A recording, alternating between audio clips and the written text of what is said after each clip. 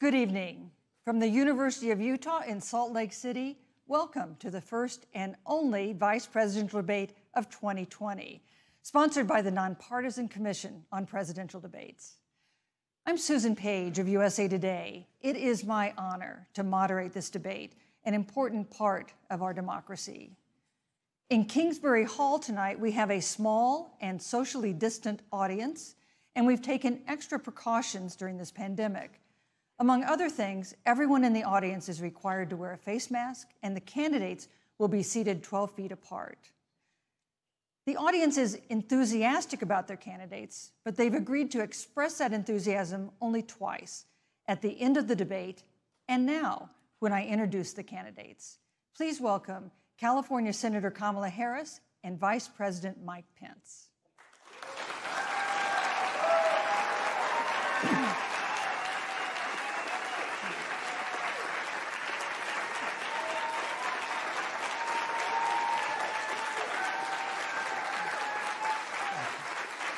Thank you.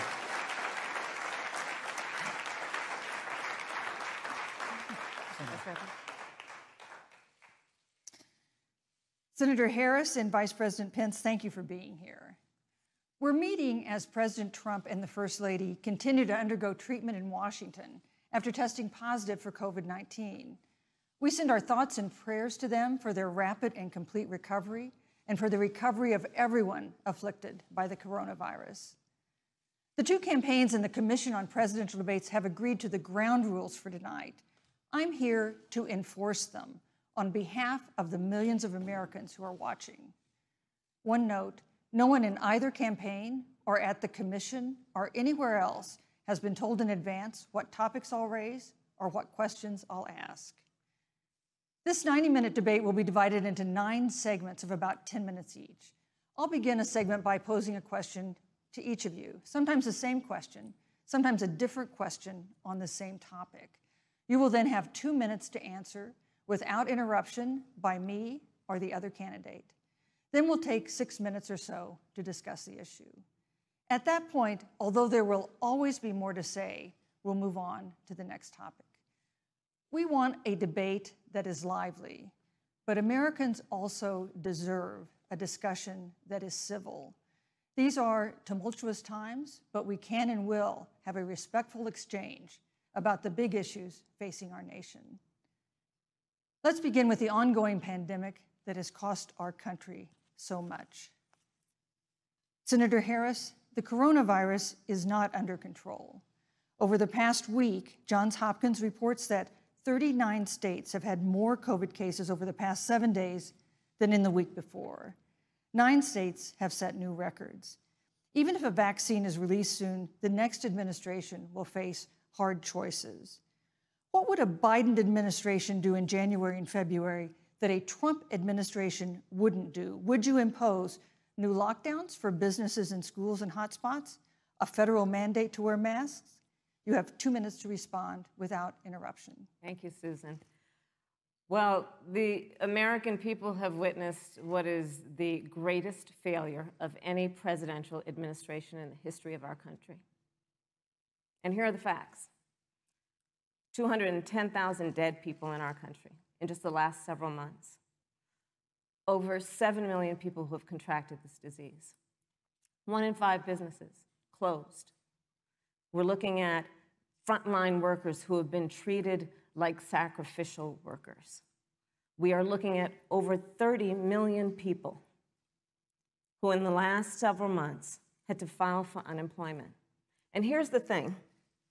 On January 28th, the Vice President and the President were informed about the nature of this pandemic. They were informed that it's lethal in consequence, that it is airborne, that it will affect young people, and that it would be contracted because it is airborne. And they knew what was happening, and they didn't tell you. Can you imagine if you knew on January 28th, as opposed to March 13th, what they knew, what you might have done to prepare? They knew, and they covered it up. The president said it was a hoax. They minimize the seriousness of it. The president said, you're on one side of his ledger if you wear a mask, you're on the other side of his ledger if you don't. And in spite of all of that, today they still don't have a plan.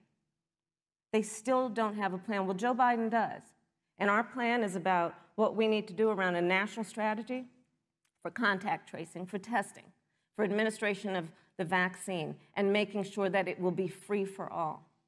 That is the plan that Joe Biden has and that I have, knowing that we have to get a hold of what has been going on, and we need to save our country. And Joe Biden is the best leader to do that, and frankly, this administration has forfeited their right to re-election based on this. Thank you, Senator Harris. Vice President Pence, more than 210,000 Americans have died of COVID-19 since February. The U.S. death toll as a percentage of our population is higher than that of almost every other wealthy nation on earth. For instance, our death rate is 2.5 times that of Canada next door. You head the administration's coronavirus task force. Why is the U.S. death toll as a percentage of our population higher than that of almost every other wealthy country? And you have 2 minutes to respond without interruption. Susan, thank you. And I want to thank the Commission and the University of Utah for hosting this event. And Senator Harris, it's a privilege to be on the stage with you. And our nation has gone through a very challenging time this year. But I want the American people to know that from the very first day, President Donald Trump has put the health of America first. Before, there were more than 5 cases in the United States, all people who had returned from China. President Donald Trump did what no other American president had ever done, and that was he suspended all travel from China, the second largest economy in the world. Now, Senator Joe Biden opposed that decision. He said it was xenophobic and hysterical. But I can tell you, having led the White House Coronavirus Task Force, that that decision alone by President Trump bought us invaluable time to stand up the greatest national mobilization since World War II. And I believe it saved hundreds of thousands of American lives. Because with that time, we were able to reinvent testing. More than 115 million tests have been done to date. We were able to see to the delivery of billions of supplies so our doctors and nurses had the resource and support they needed. And we began, really, before the month of February was out, to develop a vaccine and to develop medicines and therapeutics that have been saving lives all along the way. And under President Trump's leadership, Operation Warp Speed, we believe, will have literally tens of millions of doses of a vaccine before the end of this year. The reality is, when you look at the Biden plan, it reads an awful lot like what President Trump and I and our task force have been doing every step of the way. I mean, quite frankly, when I look at their plan that talks about advancing testing, creating new PPE, developing a vaccine, it looks a little bit like plagiarism, which is something Joe Biden knows a little bit about. And I think the American people know that this is a president who has put the health of America first, and the American people, I believe with my heart, can be proud of the sacrifices they have made. It's saved countless American lives. Senator Harris, would you like to respond? Absolutely. Whatever the vice president is claiming the administration has done, clearly it hasn't worked. When you're looking at over 210,000 dead bodies in our country, American lives that have been lost, families that are grieving that loss. And you know, the vice president is the head of the task force and knew on January 28th how serious this was. And then thanks to Bob Woodward, we learned that they knew about it. And then when that was exposed, the vice president said, when asked, well, why didn't y'all tell anybody? He said, because the president wanted people to remain calm. Well, let's get no, but Susan, this is important. Susan, I want to add, but Mr. Vice President, I'm speaking. I'm speaking. Yeah, you can have 15 more seconds, and then we'll give the Vice President a chance to respond. So I want to ask the American people, how calm were you when you were panicked about where you're going to get your next roll of toilet paper? How calm were you when your kids were sent home from school and you didn't know when they could go back? How calm were you when your children couldn't see your parents because you were afraid they could kill them? Let's give Vice President Pence a chance to respond. Vice President Pence, you have 1 minute to respond. You know, there's not a day gone by that I haven't thought of every American family that's lost a loved one. And I want all of you to know that you'll always be in our hearts and in our prayers. But when you say what the American people have done over these last 8 months hasn't worked, that's a great disservice to the sacrifices the American people have made. The reality, if I may finish, Senator, the reality is Dr. Fauci said everything that he told the president in the Oval Office, the president told the American people. Now, President Trump, I will tell you, has boundless confidence in the American people, and he always spoke with confidence that we'd get through this together. But when you say it hasn't worked, when Dr. Fauci and Dr. Birx and our medical experts came to us in the second week of March, they said if the president didn't take the unprecedented step of shutting down roughly half of the American economy, that we could lose 2.2 million Americans. Now, that's the reality. Thank you. They also Thank you, said Vice to us, President if we did Pence. everything right, Susan, we could still lose more than 200,000 Americans. Vice President Now, one Pence, life lost is too many, Susan. But the American people, I believe, deserve credit for the sacrifices that they have made, putting the health of their family and their neighbors first, our doctors, our nurses, our first responders. Thank you, Vice President Pence. And I'm going to speak up on behalf of what the American people have done. Vice President Pence, you were in the front row in a Rose Garden event 11 days ago at what seems to have been a super spreader event for senior administration and congressional officials. No social distancing, few masks, and now a cluster of coronavirus cases among those who were there. How can you expect Americans to follow the administration's safety guidelines to protect themselves from COVID when you at the White House have not been doing so? Well, the American people have demonstrated over the last 8 months that when given the facts, they're willing to put the health of their families and their neighbors and people they don't even know first. And President Trump and I have great confidence in the American people and their ability to take that information and put it into practice. In the height of the epidemic, when we were losing a heartbreaking number of 2,500 Americans a day, we surged resources to New Jersey and New York and New Orleans and Detroit. We told the American people what needed to be done, and the American people made the sacrifices. When the outbreak in the Sun Belt happened this summer, again, Americans stepped forward. But the reality is the work of the President of the United States goes on. A vacancy on the Supreme Court of the United States has come upon us, and the President introduced Judge Amy Coney Barrett. Thank you, Vice President Pence. That, if I may say, that Rose Garden event, there's been a great deal of speculation about it. My wife Karen and I were there and honored to be there. Many of the people who were at that event, Susan, actually were tested for coronavirus, and it was an outdoor event, which all of our scientists regularly and routinely advise.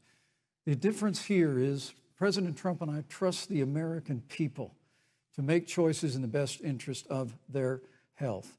Joe Biden and Kamala Harris consistently talk about mandates, and not just mandates with the coronavirus, but a government takeover of health care, Thank you, the Green New Deal, all government control. We're about freedom and respecting the freedom of the American people. Let's talk about respecting the American people. You respect the American people when you tell them the truth.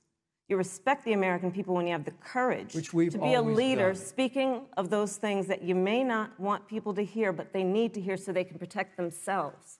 But this administration stood on information that if you had as a parent, if you had as a worker, knowing you didn't have enough money saved up, and now you're standing in a food line because of the ineptitude of an administration that was unwilling to speak the truth to the American people. So let's talk about caring about the American people. The American people have had to sacrifice far too much because of the incompetence of this administration. It is asking too much of the people. Susan, we talked about it is asking too much of the people. That they would not be equipped with the information they need to help themselves to protect their parents and their children. Kamala Harris, Senator Harris, I'm sorry. It's fine, I'm Kamala. No, you're Senator Harris to me. For life to get back to normal, Dr. Anthony Fauci and other experts say that most of the people who can be vaccinated need to be vaccinated. But half of Americans now say they wouldn't take a vaccine if it was released now. If the Trump administration approves a vaccine before or after the election, should Americans take it, and would you take it? If the public health professionals, if Dr. Fauci, if the doctors tell us that we should take it, I'll be the first in line to take it, absolutely. But if Donald Trump tells us that we should take it, I'm not taking it. Vice President Pence, there have been a lot of repercussions from this pandemic. In recent days, the president's diagnosis of COVID-19 has underscored the importance of the job that you hold and that you are seeking. That's our second topic tonight. It's the role of the vice president. One of you will make history on January 20th. You will be the vice president to the oldest president the United States has ever had. Donald Trump will be 74 years old on Inauguration Day. Joe Biden will be 78 years old. That already has raised concerns among some voters, concerns that have been sharpened by President Trump's hospitalization in recent days. Vice President Pence, have you had a conversation or reached an agreement with President Trump about safeguards or procedures when it comes to the issue of presidential disability? And if not, do you think you should? You have 2 minutes without interruption. Well, Susan, thank you, although I would like to go back. I think we need to move on to the issue of Well, thank you, but I would like to go back because the reality is that we're going to have a vaccine, Senator, in record time, in unheard of time, in less than a year. We have 5 companies in phase 3 clinical trials, and we're right now producing tens of millions of doses.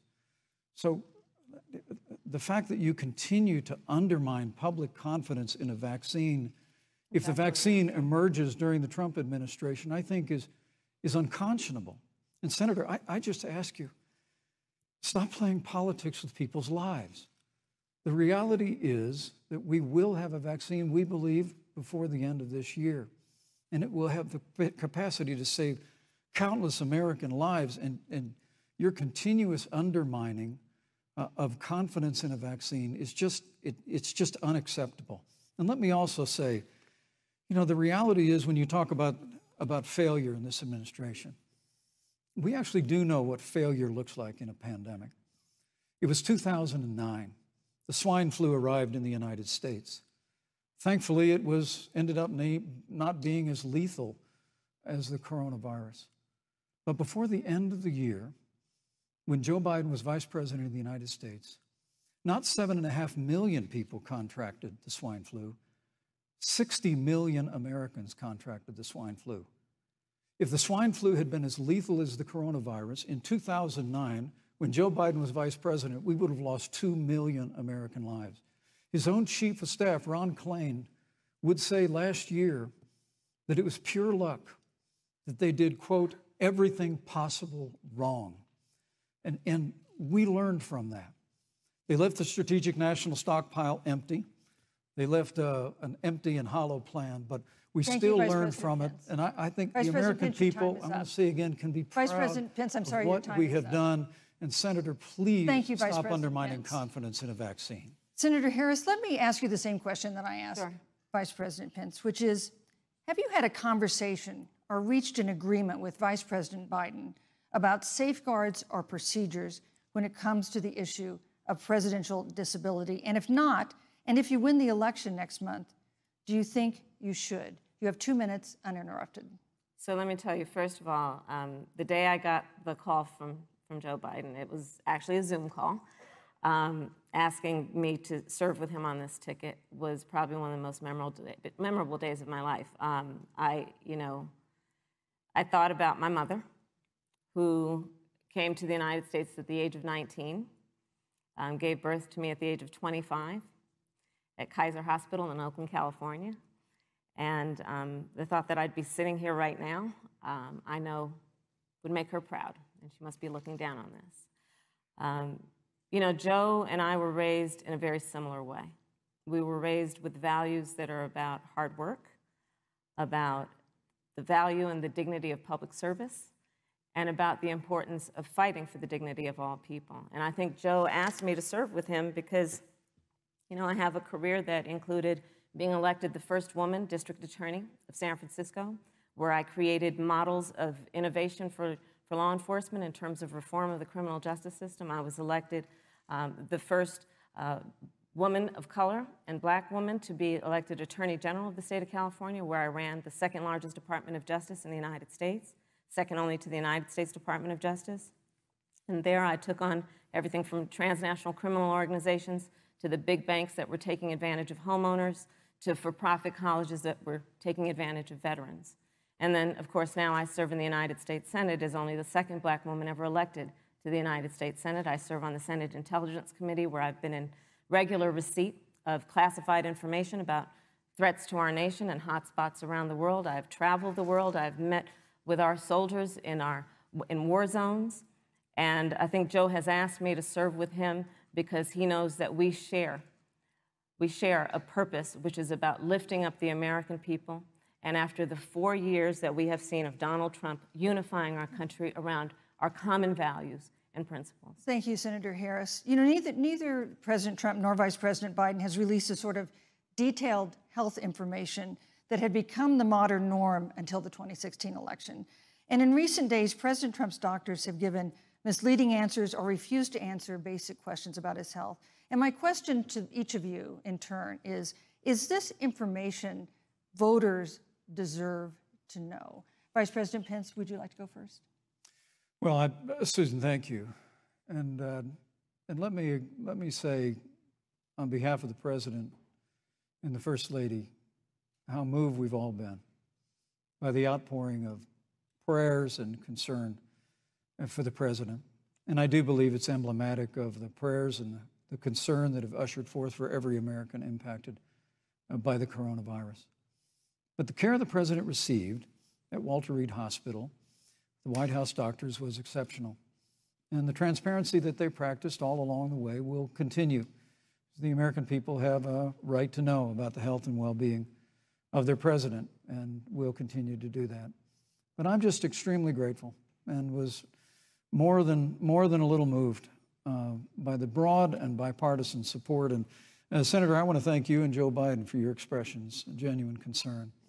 And I also want to congratulate you, as I did on that phone call, on the historic nature of your nomination. Thank you. I never expected to be on this stage 4 years ago, so I know the feeling.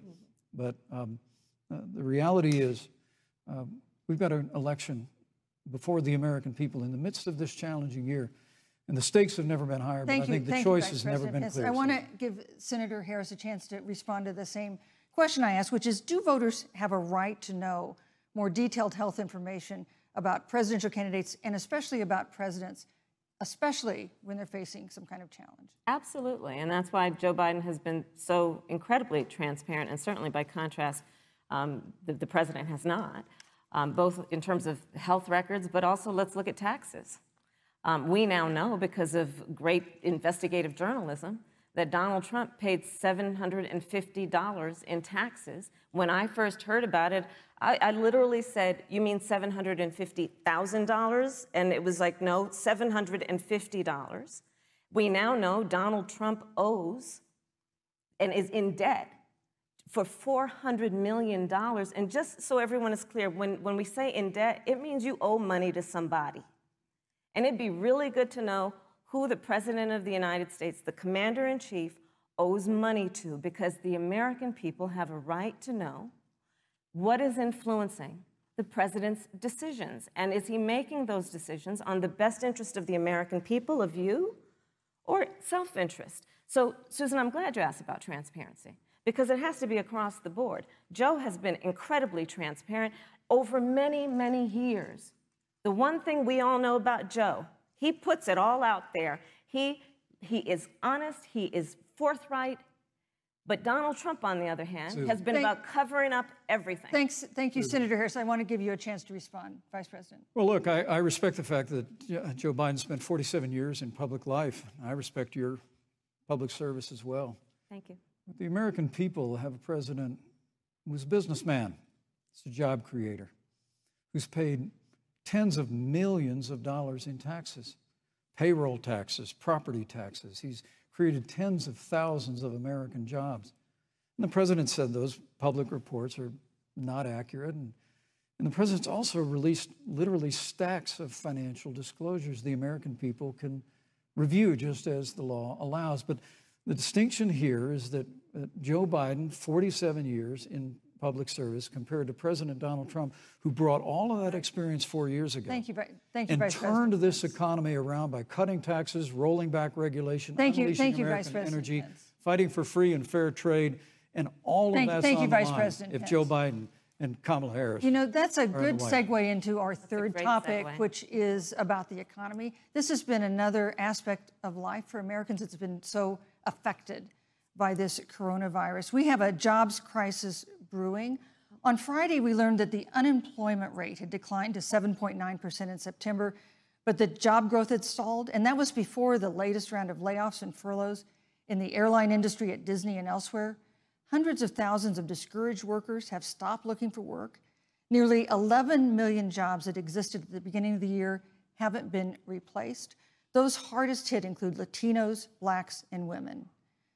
Senator Harris, the Biden-Harris campaign has proposed new programs to boost the economy, and you would pay for that new spending by raising $4 trillion in taxes on wealthy individuals and corporations. Some economists warn that could curb entrepreneurial ventures that fuel growth and create jobs. Would raising taxes put the recovery at risk? And you have 2 minutes to answer uninterrupted. Thank you. On the issue of the economy, I think there couldn't be a more fundamental difference between Donald Trump and Joe Biden. Joe Biden believes you measure the health and the strength of America's economy based on the health and the strength of the American worker and the American family. On the other hand, you have Donald Trump, who measures the strength of the economy based on how rich people are doing, which is why he passed a tax bill benefiting the top 1% and the biggest corporations of America, leading to a $2 trillion deficit that the American people are going to have to pay for. On day one, Joe Biden will repeal that tax bill. He'll get rid of it. And what he'll do with the money is invest it in the American people. And through a plan that is about investing in infrastructure, something that Donald Trump said he would do. I remember hearing about some infrastructure week. I don't think it ever happened. But Joe Biden will do that. He'll invest in infrastructure. It's about upgrading our roads and bridges, but also investing in clean energy and renewable energy. Joe is going to invest that money in what we need to do around innovation. There was a time when our country believed in science and invested in research and development so that we were an innovation leader on the globe. Joe Biden will use that money to invest in education. So, for example, for folks who want to go to a 2-year community college, it will be free. If you come from a family that makes less than $125,000, you'll go to a public university for free. And across the board, we'll make sure that if you have student loan debt, it's cut by $10,000. That's how Joe Biden thinks about the economy, which is it's about investing in the people of our country as opposed to passing a tax bill, which had the benefit of letting American corporations go offshore to do their business. Thank you, You're Senator welcome. Harris. Vice President Pence, your administration has been predicting a rapid and robust recovery, but the latest economic report suggests that's not happening. Should Americans be braced for an economic comeback that is going to take not months, but a year or more? You have 2 minutes to answer uninterrupted. When President Trump and I took office, America had gone through the slowest economic recovery since the Great Depression. Because when Joe Biden was vice president, they tried to tax and spend and regulate and bail our way back to a growing economy. President Trump cut taxes across the board. Despite what Senator Harris says, the average American family of 4 had $2,000 in savings in taxes. And with the rise in wages that occurred, most predominantly for blue-collar, hardworking Americans, the average household income for a family of 4 increased by $4,000 following President Trump's tax cuts. But America, you just heard Senator Harris tell you, on day one, Joe Biden's going to raise your taxes. It's really remarkable to think, Susan.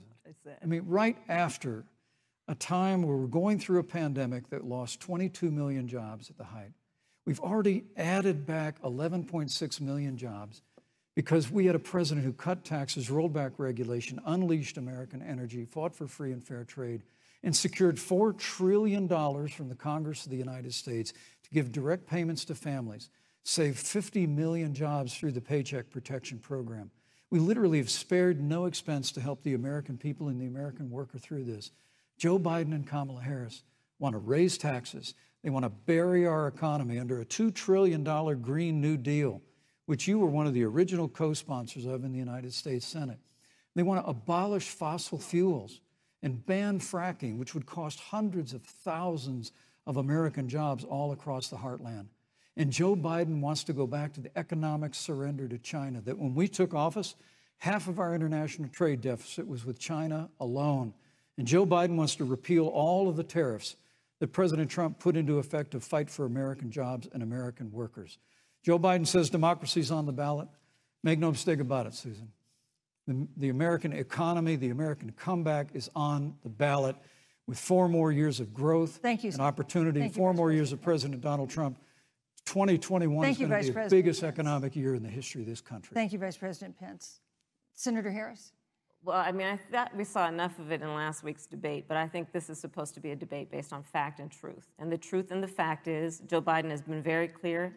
He will not raise taxes on anybody who makes less than $400,000 a year. He said he's going to repeal the Trump tax cuts. Mr. Vice President, I'm speaking. Well, I'm speaking. It'd be important if you said the truth. Joe Biden said twice in the debate last week that he's going to repeal the Trump tax cuts. That was tax cuts that gave the average working family $2,000 in a tax break every single year. Senator, that is absolutely not true. Is he only going to repeal part of the Trump tax cuts? If you don't mind letting me finish, we can then have a conversation, okay? Please. Okay. Joe Biden will not raise taxes on anyone who makes less than $400,000 a year. He has been very clear about that. Joe Biden will not end fracking. He has been very clear about that. Joe Biden is the one who, during the Great Recession, was responsible for the Recovery Act that brought America back. And now the Trump-Pence administration wants to take credit when they rode the coattails of Joe Biden's success for the economy that they had at the beginning of their term. Of course, now the economy is a complete disaster.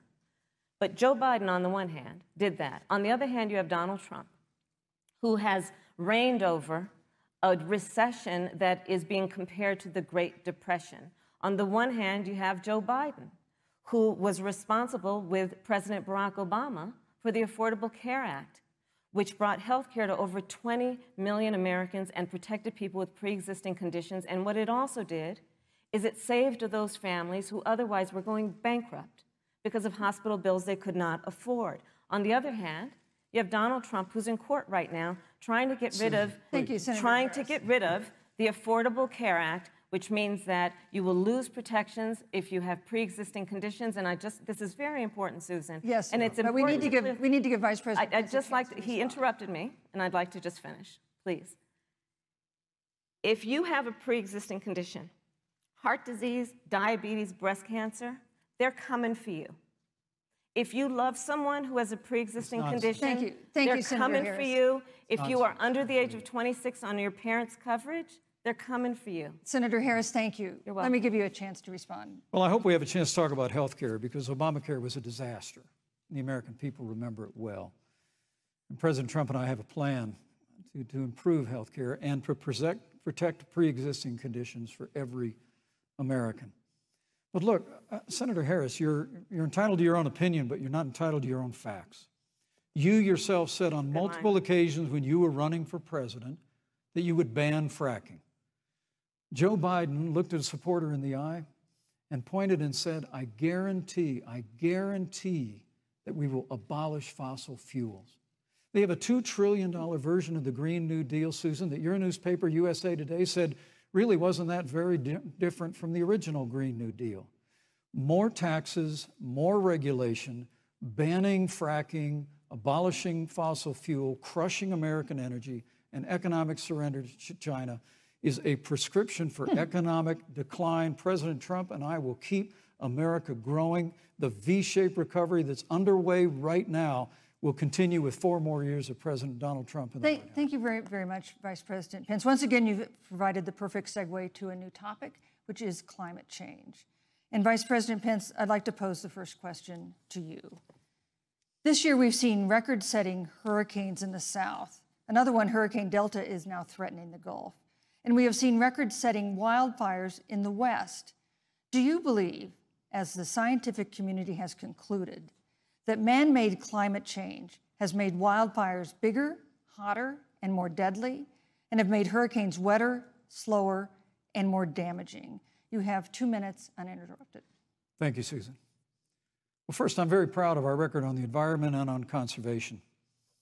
According to all of the best estimates, our air and land are cleaner than any time ever recorded. Our water is among the cleanest in the world.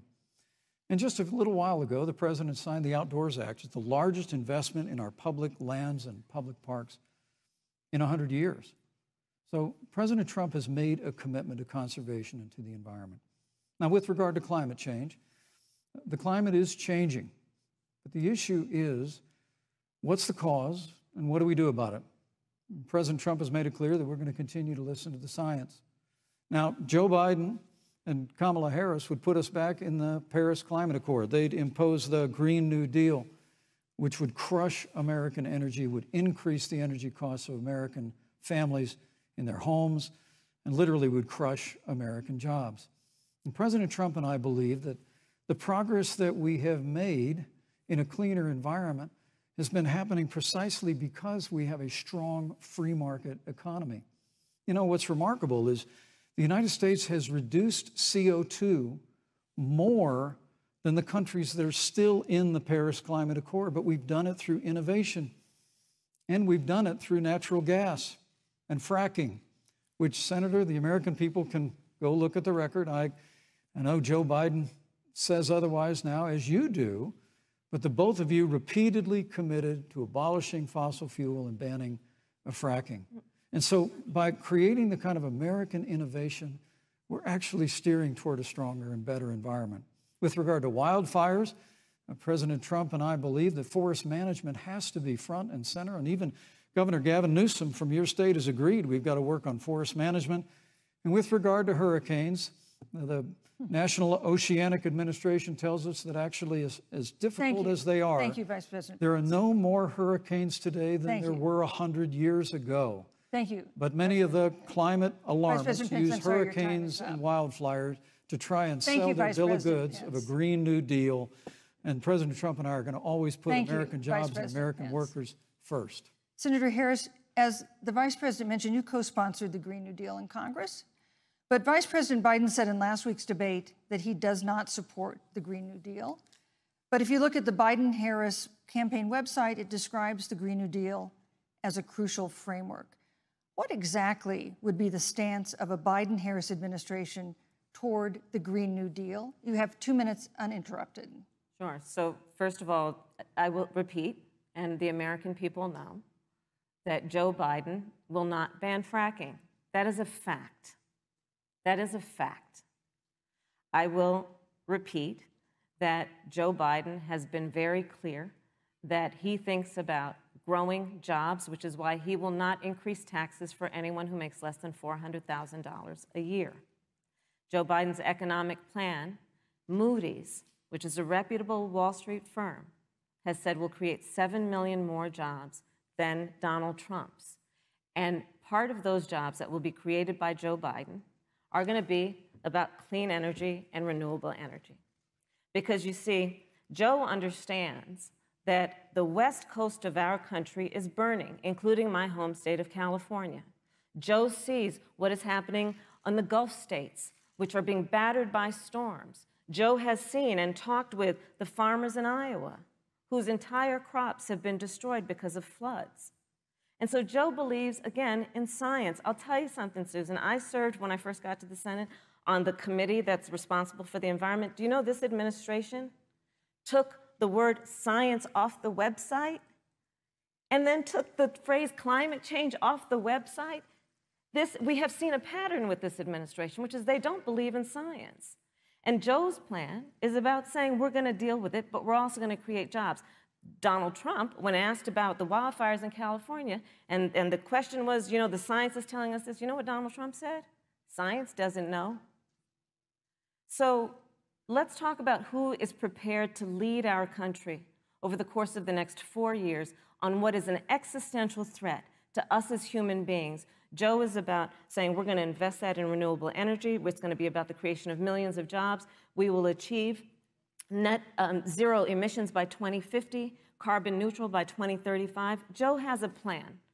This has been a lot of talk from the Trump administration, and really it has been to go backward instead of forward. We will also re-enter the climate agreement with pride. Senator Harris just said that climate change is an existential threat. Vice President Pence, do you believe that climate change poses an existential threat? As I said, Susan, the climate is changing. We'll follow the science. But once again, Senator Harris is denying the fact that they're going to raise taxes on every American. Joe Biden said twice in the debate last week that on day one he was going to repeal the Trump tax cuts. Those tax cuts delivered $2,000 in tax relief to the average family of four across America. And with regard to banning fracking, I just recommend that people look at the record. You yourself said repeatedly that you would ban fracking. You were the first Senate co-sponsor of the Green New Deal. And while Joe Biden denied the Green New Deal, Susan, thank you for pointing out, the Green New Deal is on their campaign website.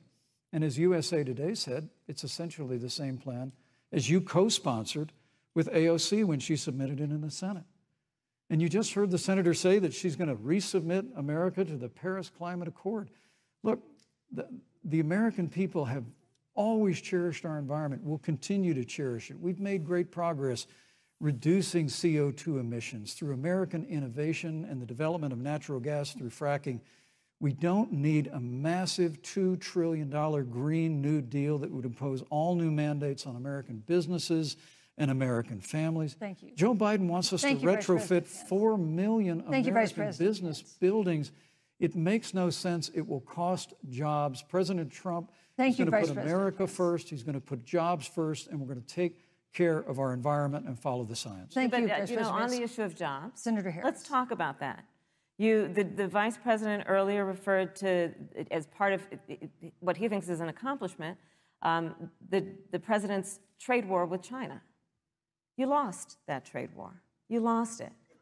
What ended up happening is because of a so-called trade war with China, America lost 300,000 manufacturing jobs. Farmers have experienced bankruptcy because of it. We are in a manufacturing recession because of it. And when we look at where this administration has been, there are estimates that by the end of the term of this administration, they will have lost more jobs than almost any other presidential administration. And the American people know what I'm talking about. You know, I think about 20-year-olds. You know, we have a 20-year-old, a 20-something-year-old, who are coming out of high school and college right now, and you're wondering, is there going to be a job there for me?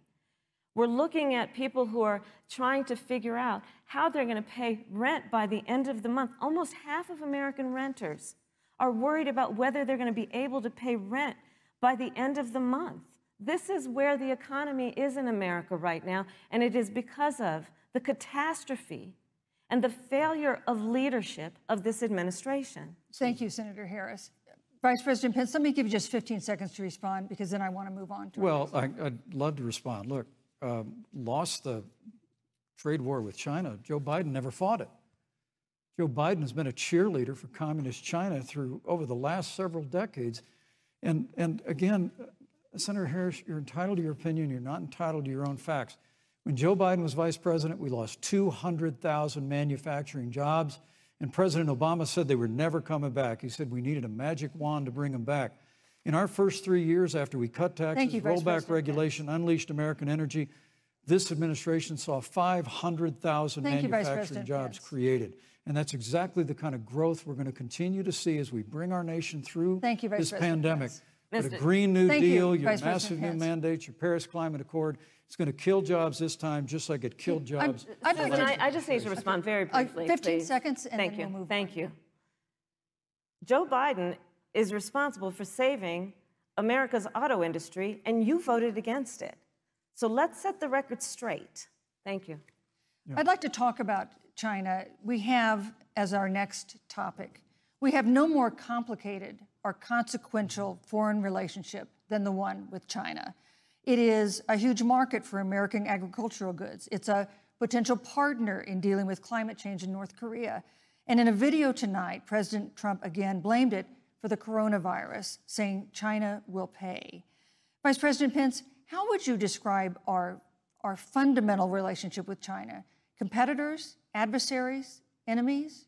You have 2 minutes. Thank you, Susan. Well, before I leave that, let me speak to voting records if I can. You know, everybody knows that NAFTA cost literally thousands of American factories to close. We saw automotive jobs go south of the border. President Trump fought to renegotiate NAFTA. And the United States-Mexico-Canada agreement is now the law of the land. American people deserve to know Senator Kamala Harris was one of only 10 members of the Senate to vote against the USMCA. It was a huge win for American auto workers.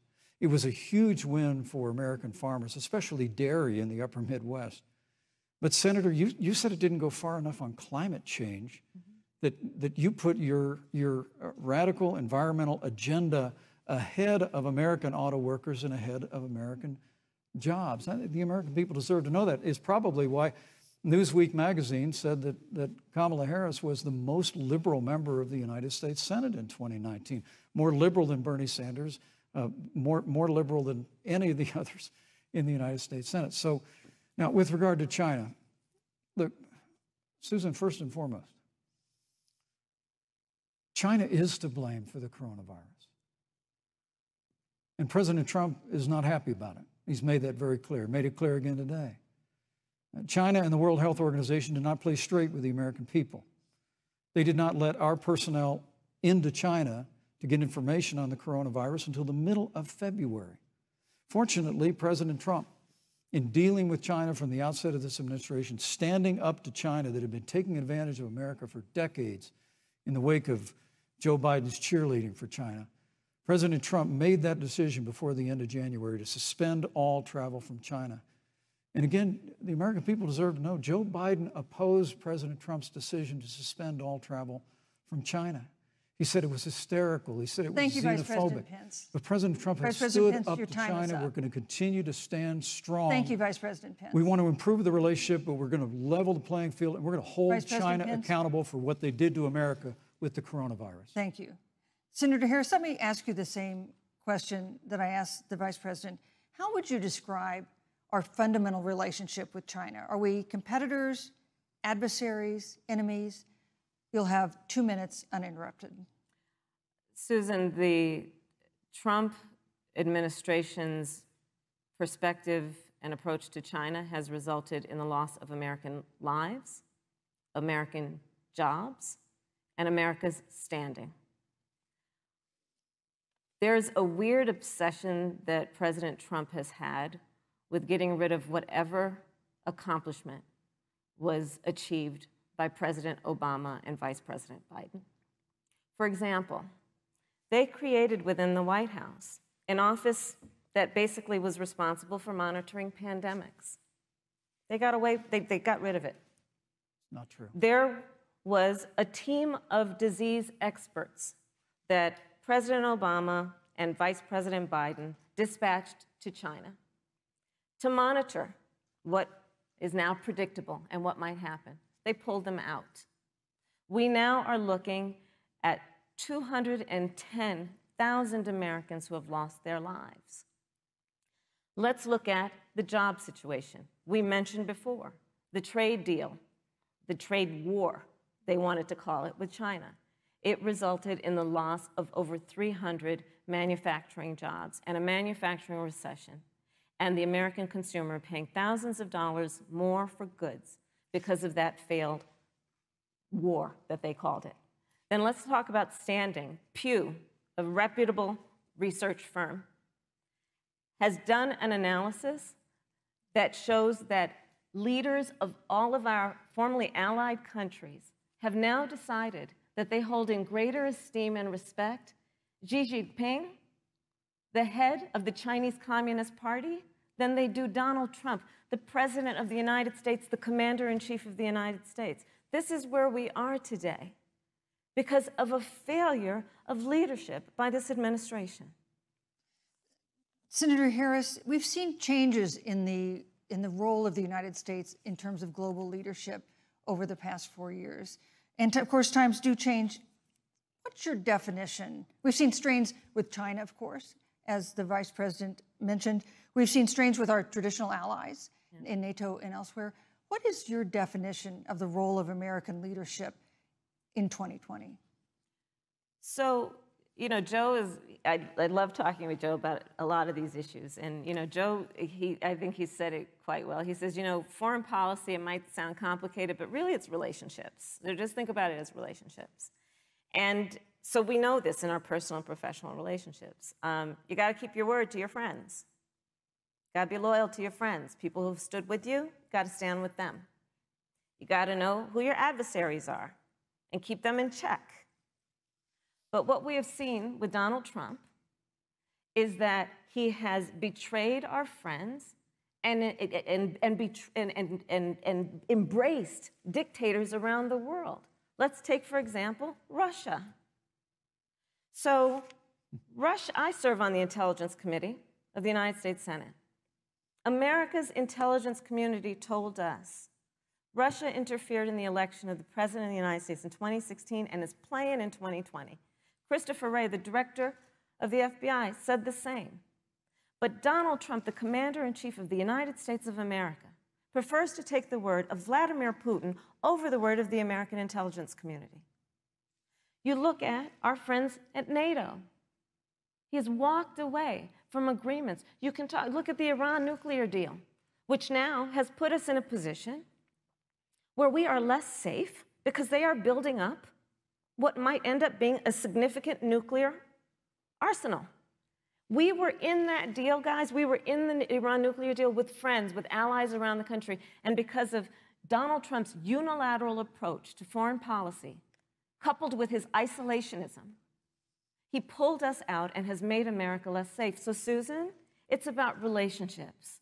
And the thing that has always been part of the strength of our nation, in addition to our great military, has been that we keep our word. But Donald Trump doesn't understand that because he doesn't understand what it means to be honest. Thank you, Senator Harris. Vice President Pence, let me give you a chance to respond. Well, thank you. Well, President Trump kept his word when we moved the American embassy to Jerusalem, the capital of the state of Israel. When Joe Biden was vice president, they promised to do that, and they never did. We've stood strong with our allies, but we've been demanding. NATO is now contributing more to our common defense than ever before, thanks to President Trump's leadership. We've strengthened our alliances across the Asia-Pacific, and we've stood strong against those who would do us harm.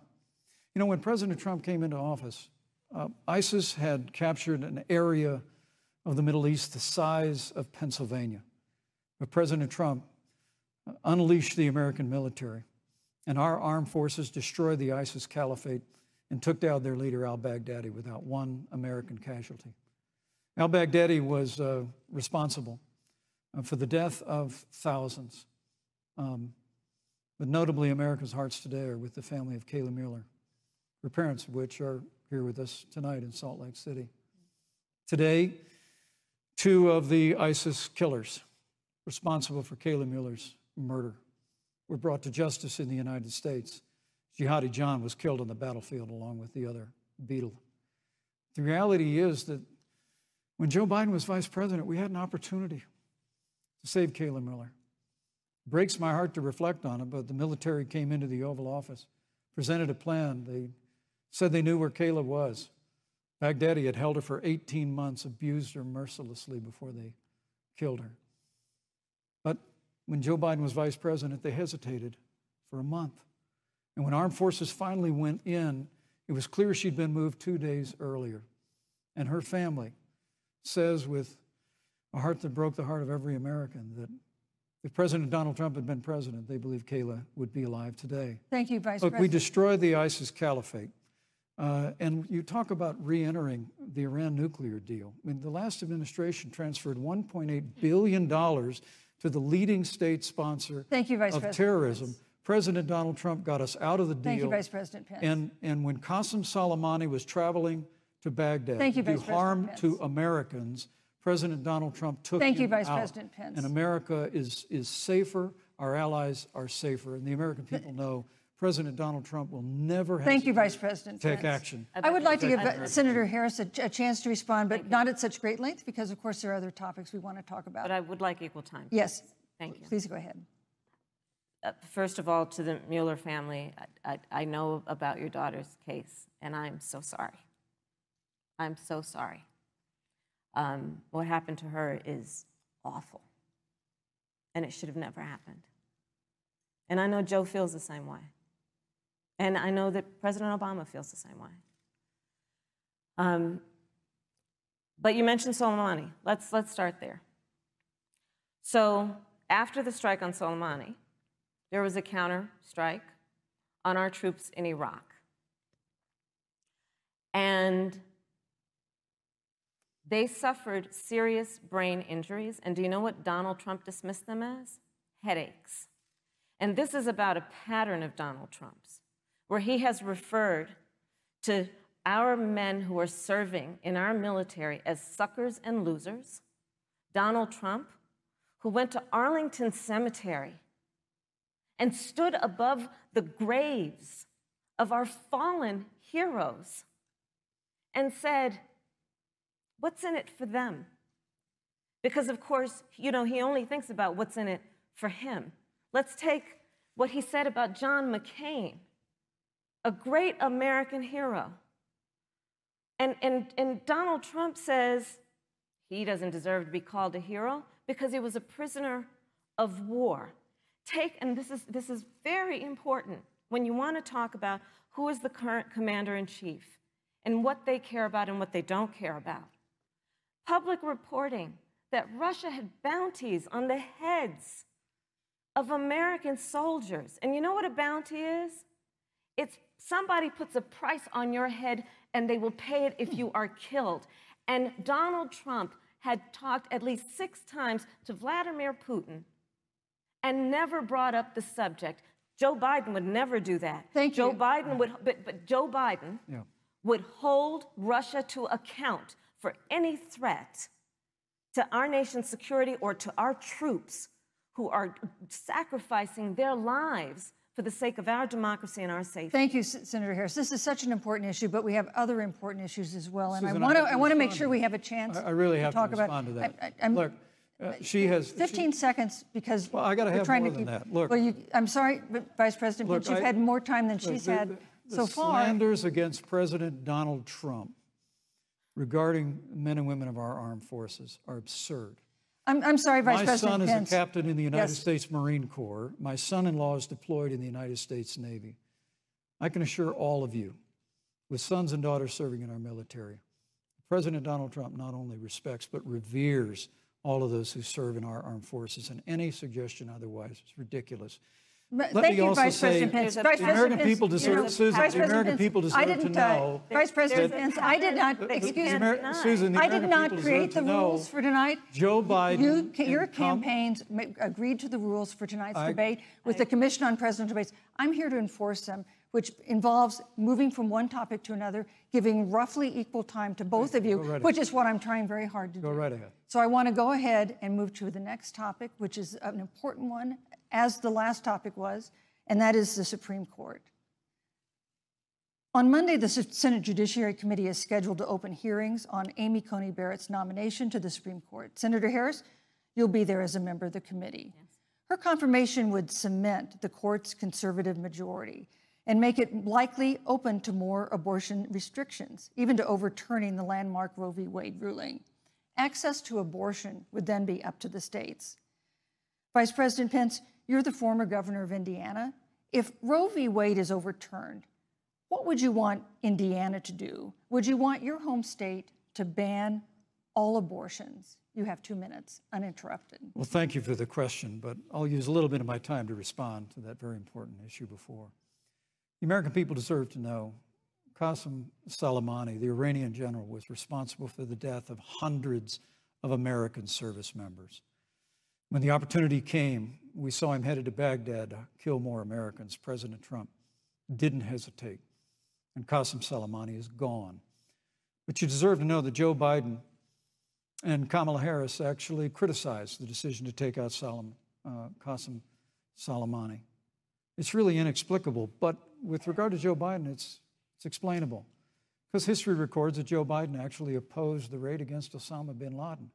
It's absolutely essential that we have a commander-in-chief who will not hesitate to act to protect American lives and to protect American service members, and that's what you have in President Donald Trump.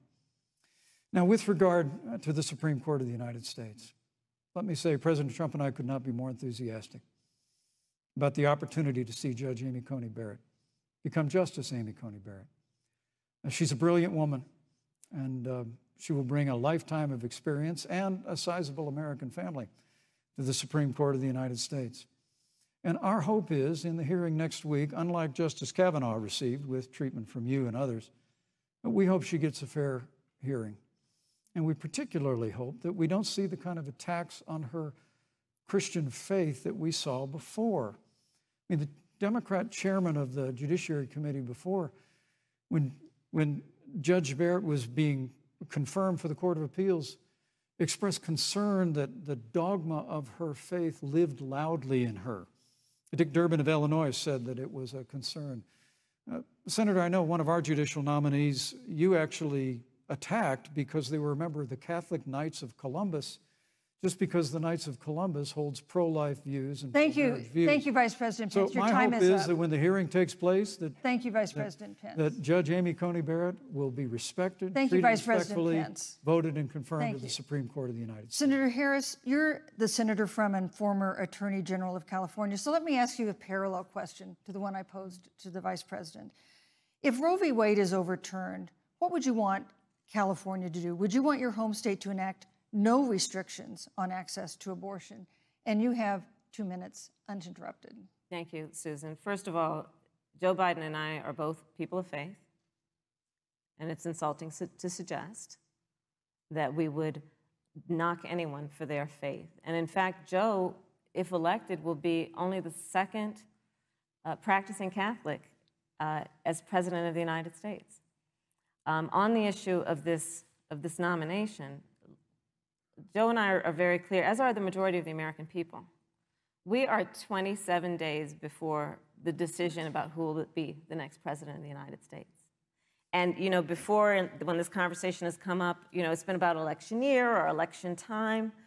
We're literally in an election. Over 4 million people have voted. People are in the process of voting right now. And so Joe has been very clear, as the American people are. Let the American people fill that seat in the White House, and then we'll fill that seat on the United States Supreme Court. And to your point, Susan, the issues before us couldn't be more serious. There's the issue of choice, and I will always fight for a woman's right to make a decision about her own body. It should be her decision and not that of Donald Trump and the Vice President, Michael Pence. But let's also look at what else is before the court. It's the Affordable Care Act. Like, literally in the midst of a public health pandemic, when over 210,000 people have died and 7 million people probably have what will be in the future considered a pre-existing condition because you contracted the virus. Donald Trump is in court right now trying to get rid of the Affordable Care Act. And I said it before, and it bears repeating. This means that there will be no more protections, if they win, for people with pre-existing conditions. Yeah. This means that over 20 million people will lose your coverage. It means that if you're under the age of 26, you can't stay on your parents' coverage anymore. And here's the thing. The contrast couldn't be more clear. They're trying to get rid of the Affordable Care Act. Joe Biden is saying, let's expand coverage. Let's give you a choice of a public option or private coverage. Let's bring down premiums. Thank you, Senator Let's Harris. lower Medicare eligibility to 60. Thank you, Senator That's true Harris. leadership. You know, you mentioned earlier, Vice President Pence, that the president was committed to maintaining protections for people with pre-existing conditions. But you do have this court case that you are supporting, your administration supporting, that would strike down the Affordable Care Act. The president says, President Trump says that he's going to protect people with pre-existing conditions, but he has not explained how he would do that. And that was one of the toughest nuts to crack when they were passing the Affordable Care Act. So tell us specifically, how would your administration protect Americans with pre-existing conditions to have access to affordable insurance if the Affordable Care Act is struck down? Well, thank you, Susan. But let me just say, addressing your very first question, I couldn't be more proud to serve as vice president to a president who stands without apology for the sanctity of human life. I'm pro-life. I don't apologize for it. And this is another one of those cases where there's such a dramatic contrast. Joe Biden and Kamala Harris support taxpayer funding of abortion all the way up to the moment of birth, late-term abortion. They want to increase funding to Planned Parenthood of America. Now, for our part, I would never presume how Judge Amy Coney Barrett would rule on the Supreme Court of the United States, but we'll continue to stand strong for the right to life. When you speak about the Supreme Court, though, I think the American people really deserve an answer, Senator Harris. Are you and Joe Biden going to pack the court if Judge Amy Coney Barrett is confirmed? I mean, there have been 29 vacancies on the Supreme Court during presidential election years, from George Washington to Barack Obama. Presidents have nominated in all 29 cases. But your party is actually openly advocating adding seats to the Supreme Court, which has had 9 seats for 150 years, if you don't get your way. This is a classic case of if you can't win by the rules, you're going to change the rules. Now, you've refused to answer the question. Joe Biden has refused to answer the question. So I think the American people would really like to know, if Judge Amy Coney Barrett is confirmed at the Supreme Court of the United States, are you and Joe Biden, if somehow you win this election, going to pack the Supreme Court to get your way? I'm so glad we went through a little history lesson. Let's do that a little more.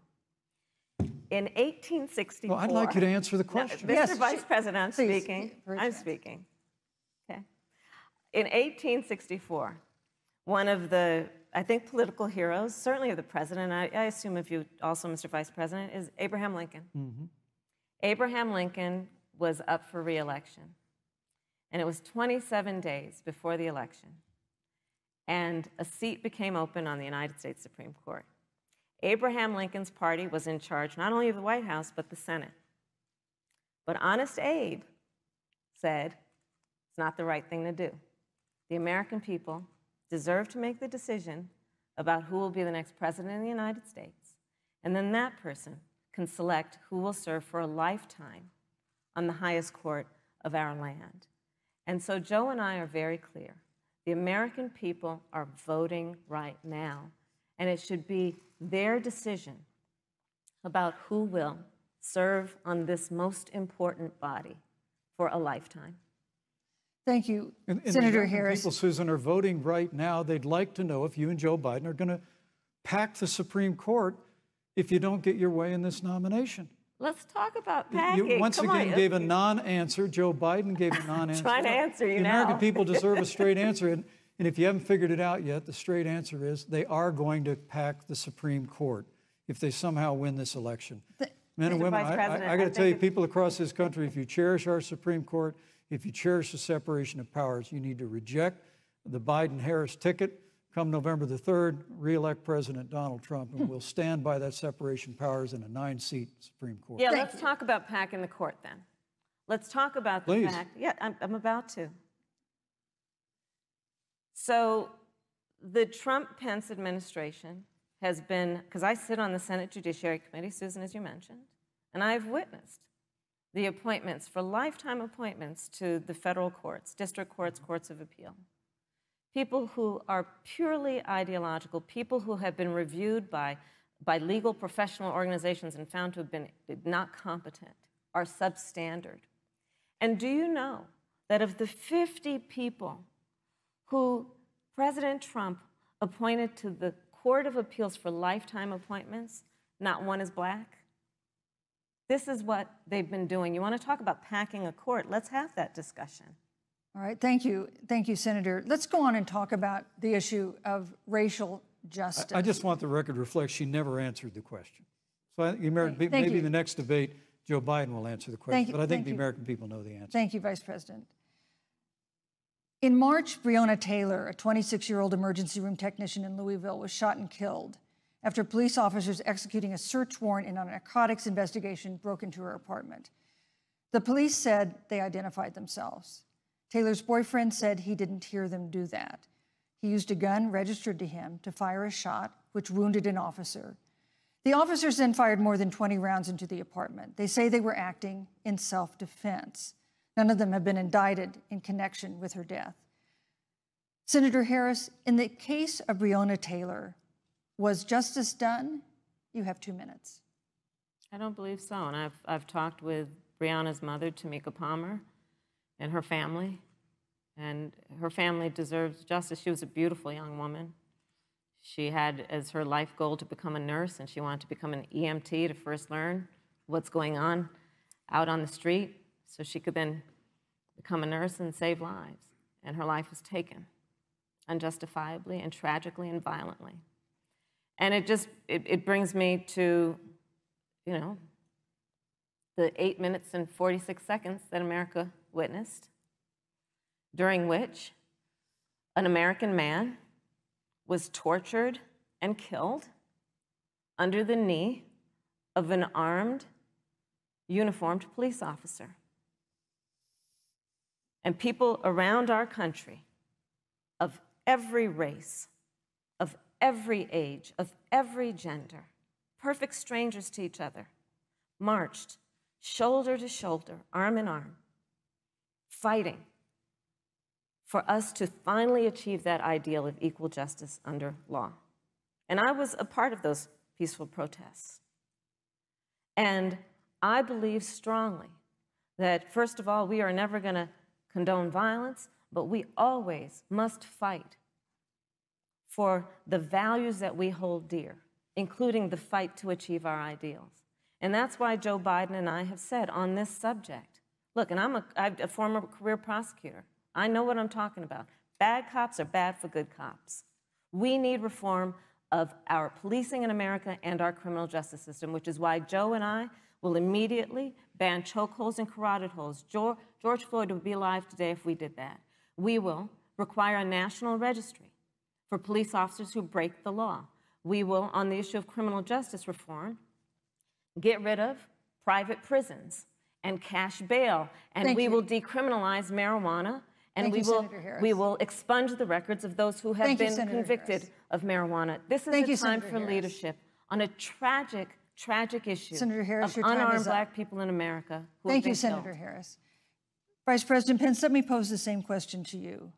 In the case of Breonna Taylor, was justice done? You have 2 minutes, uninterrupted. Well, our heart breaks for the loss of any innocent American life.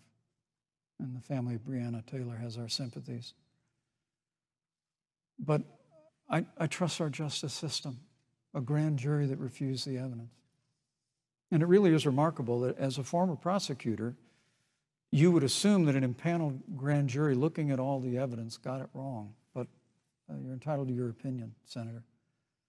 I think, look, and with regard to George Floyd, there's no excuse for what happened to George Floyd. And justice will be served.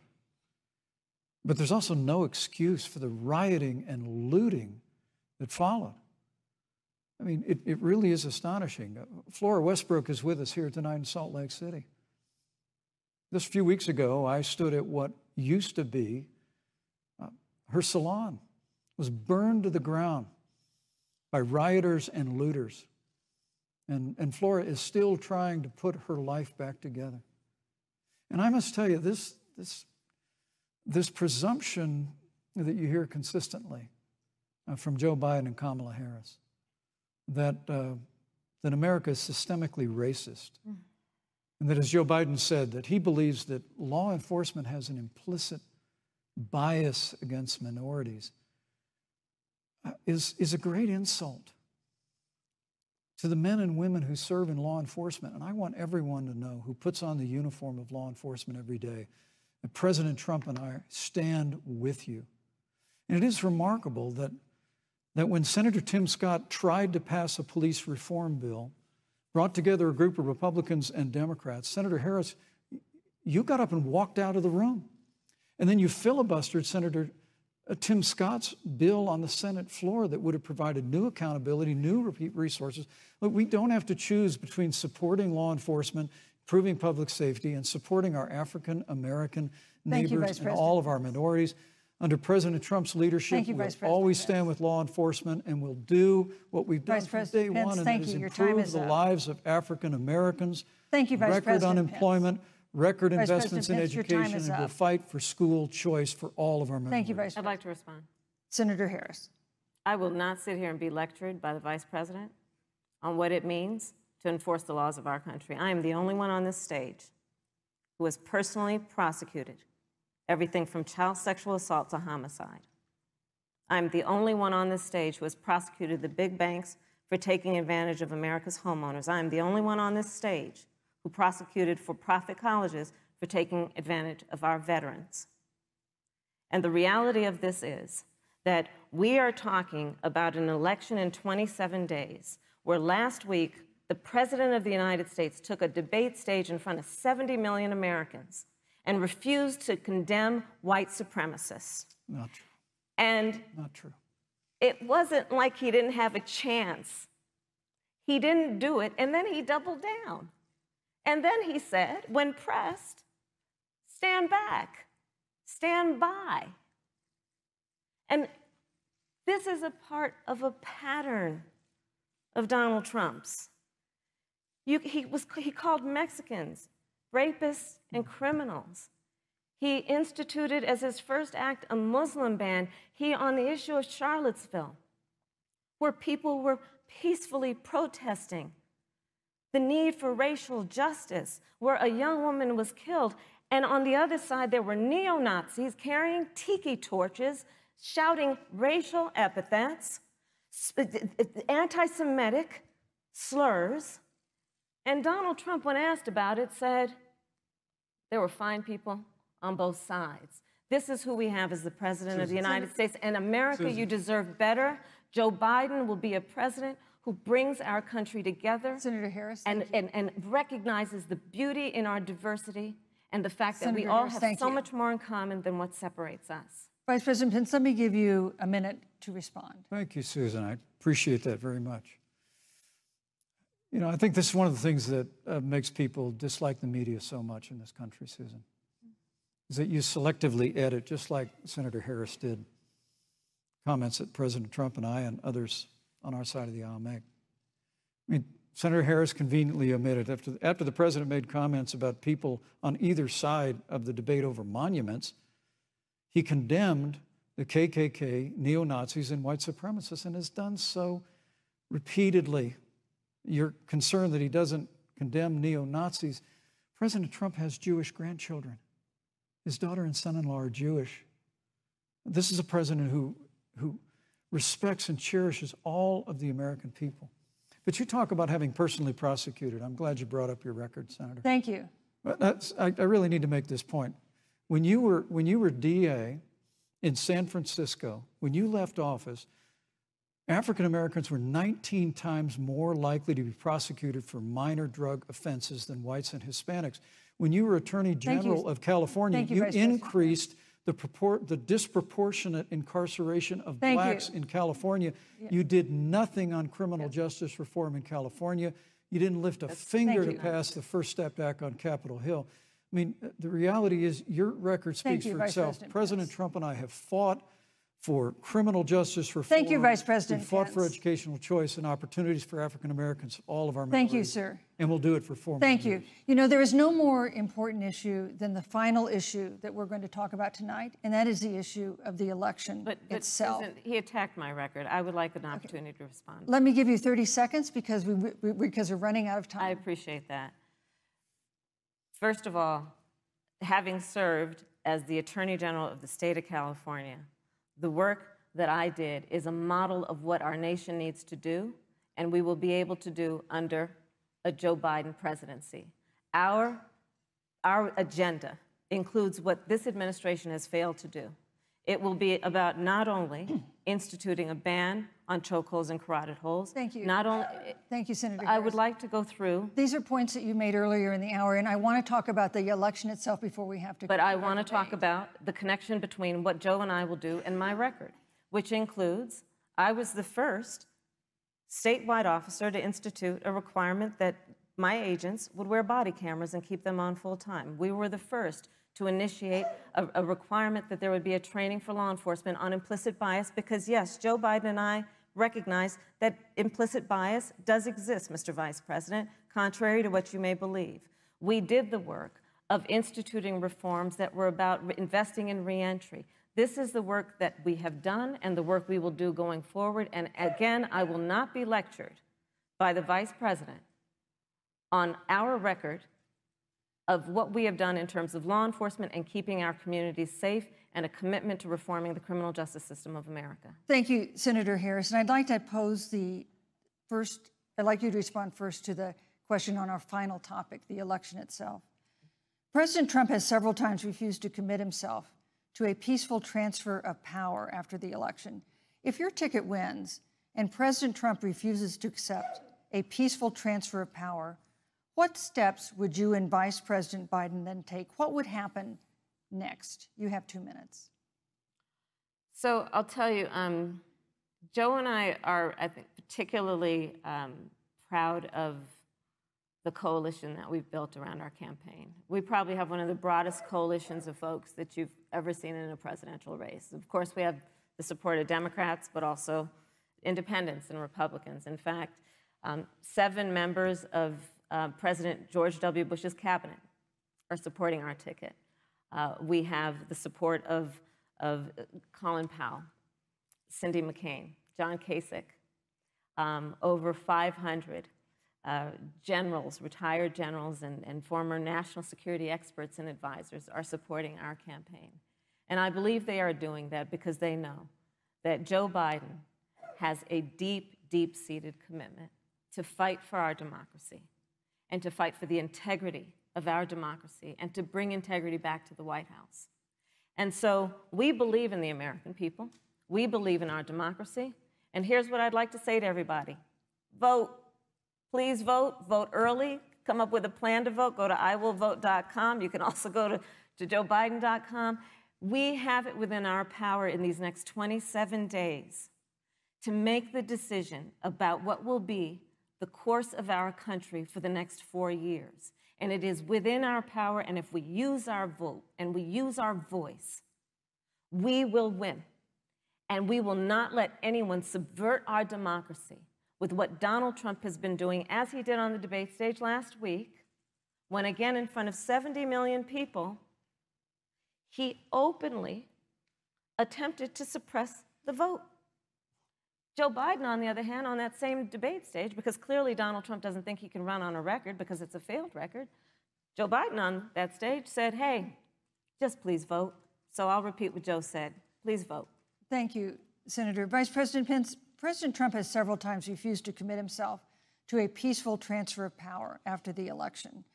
If Vice President Biden is declared the winner and President Trump refuses to accept a peaceful transfer of power, what would be your role and responsibility as Vice President? What would you personally do? You have 2 minutes.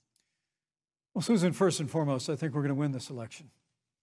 Because while Joe Biden and Kamala Harris rattle off a long litany of the establishment in Washington, D.C., an establishment that Joe Biden's been a part of for 47 years, President Donald Trump has launched a movement of everyday Americans from every walk of life. And I have every confidence that those same Americans that delivered that historic victory in 2016, they see this president's record where we rebuild our military, we revived our economy through tax cuts and rolling back regulation, fighting for fair trade, unleashing American energy. We appointed conservatives to our federal courts at every level. And we stood with the men and women of law enforcement every single day. And I think that movement of Americans has only grown stronger in the last 4 years. But when you talk about accepting the outcome of the election, I must tell you, Senator, your party has spent the last 3.5 years trying to overturn the results of the last election. It's amazing.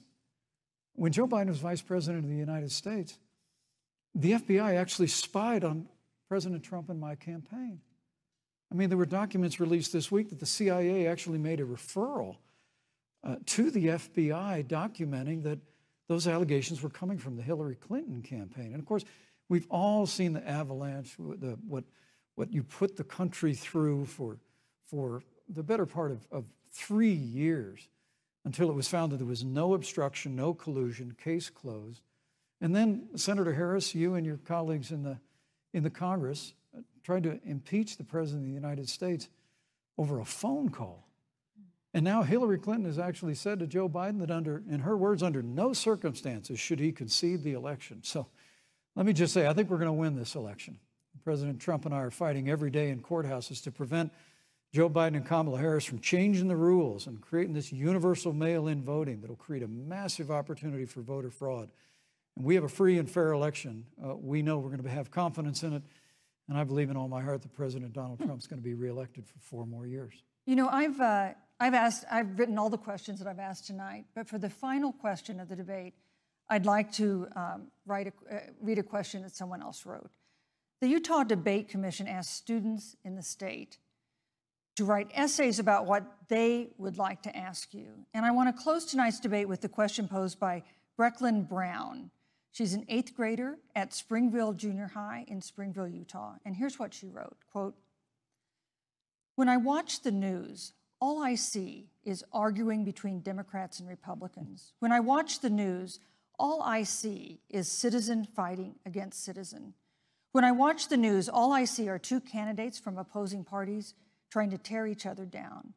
If our leaders can't get along, how are the citizens supposed to get along?" And then she added, "Your examples could make all the difference to bring us together," end quote. So to each of you in turn, I'd like you to take 1 minute and respond to Brecklin. Vice President Pence, you have 1 minute. Brecklin, it's a wonderful question. And let me just commend you for taking an interest in public life. I started following the news when I was very young. And in America, we believe in a free and open exchange of debate. And we celebrate that. And it's how we've created literally the freest and most prosperous nation in the history of the world. But I would tell you that don't assume that what you're seeing on your local news networks is synonymous with the American people. You know, I look at the relationship between Justice Ruth Bader Ginsburg, the late justice who we just lost from the Supreme Court, and the late Justice Antonin Scalia. They were on polar opposites on the Supreme Court of the United States, one very liberal, one very conservative. But what's been learned since her passing was the 2 of them and their families were the very closest of friends. I mean, here in America, we can disagree. We can debate vigorously, as Senator Harris and I have on this stage tonight. But when the debate is over, we come together as Americans.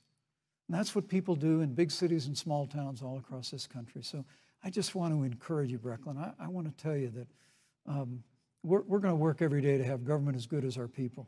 And the American people each and every day love a good debate. We love a good argument. But we always come together and are always there for one another in times of need. And we've especially learned that through the difficulties of this year. Senator Harris, what would you say to Brecklin? First of all, I love hearing from our young leaders. And when I hear her words, when I hear your words, Brecklin, I know our future is bright because it is that perspective on who we are and who we should be that is a sign of leadership and is something we should all aspire to be. And that, you know, that brings me to Joe. Joe Biden, one of the reasons that Joe decided to run for president is after Charlottesville, which we talked about earlier. It so troubled him and upset him like it did all of us, that there was that kind of hate and division. What propelled Joe to run for president was to see that over the course of the last 4 years, what Brecklin described has been happening. Joe has a long-standing reputation of working across the aisle and working in a bipartisan way. And that's what he's going to do as president. Joe Biden has a history of lifting people up and fighting for their dignity. You mean you have to know Joe's story to know that Joe has known pain, he has known suffering, and he has known love. And so, Brecklin, when you think about the future, I do believe the future is bright. And it will be because of your leadership, and it will be because we fight for each person's voice through their vote, and we get engaged in this election because you have the ability through your work and through eventually your vote to determine the future of our country and what its leadership looks like. Thank you, Senator Harris. Thank you, Vice President Pence. Thank you so much for being with us tonight.